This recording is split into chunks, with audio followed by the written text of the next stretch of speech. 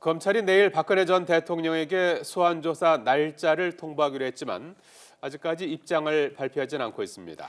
사저에는 오늘 아침에 전속 미용사만 방문했고 김평우 변호사는 문 앞에서 발길을 돌렸습니다. 네, 현장 연결합니다. 김영수 기자.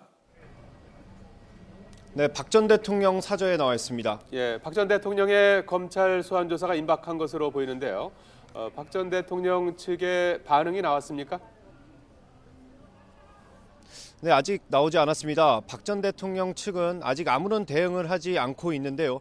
박 전 대통령의 입장은 친박계 의원이나 변호사가 대신 전할 가능성이 큰데 어제 조원진 의원 이후에는 마땅한 측근들이 방문하지 않고 있습니다.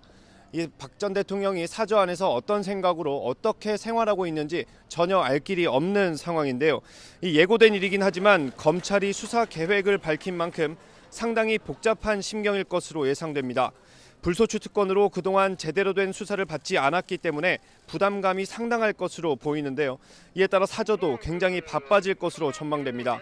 검찰 수사에 대비하기 위해 변호사가 방문하거나 친박계 의원들이 찾아 검찰 발표에 대한 박 전 대통령의 입장을 전할 가능성이 높습니다. 검찰이 내일 소환 날짜를 통보하겠다고 밝힌 만큼 당장 오늘 밤이라도 추가 입장이 나올 수도 있습니다. 앞으로 어떤 인사가 사저를 찾을지 또 어떤 입장을 발표할지 관심이 높아지고 있습니다. 네, 오늘은 전속 미용사와 김평우 변호사만 삼성동 사저를 찾았다고요? 네, 그렇습니다. 박 전 대통령의 전속 미용사인 정성주 원장은 오전 7시 반쯤 이곳을 찾아왔습니다. 이 택시를 타고 왔는데 이 목도리에 얼굴을 파묻고 있어서 취재진도 누구인지 정확하게 판단하기는 어려웠습니다. 정 원장은 다른 여성 한 명과 동행해 1시간 정도 사저에 머물다가 다른 차량을 타고 이곳을 빠져나갔습니다. 이후 8시쯤에는 김평우 변호사가 찾아왔는데요. 서류 봉투를 들고 나타난 김 변호사는 사전에 약속하지 않은 탓에 박 전 대통령을 만나지는 못했습니다. 많은 취재진이 박 전 대통령과 관련된 질문을 했는데요.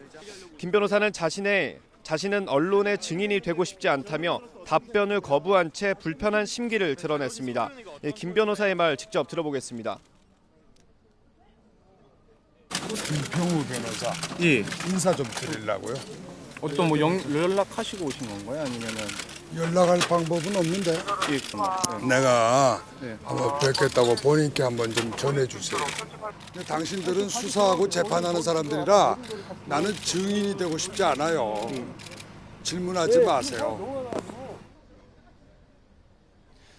현재 사저 앞은 100명 가까이 늘어난 지지자들과 경찰, 취재진으로 북적이고 있습니다. 일부 지지자는 취재 차량이 사저 인근에 나타나자 이동을 막으려고 도로에 드러눕기도 했는데요. 아직 큰 충돌은 없고 경찰에 연행된 사람도 없는 상태입니다. 경찰은 만약의 사태에 대비해 경비 태세를 더욱 강화하고 있습니다. 지금까지 박 전 대통령 사저에서 YTN 김영수입니다.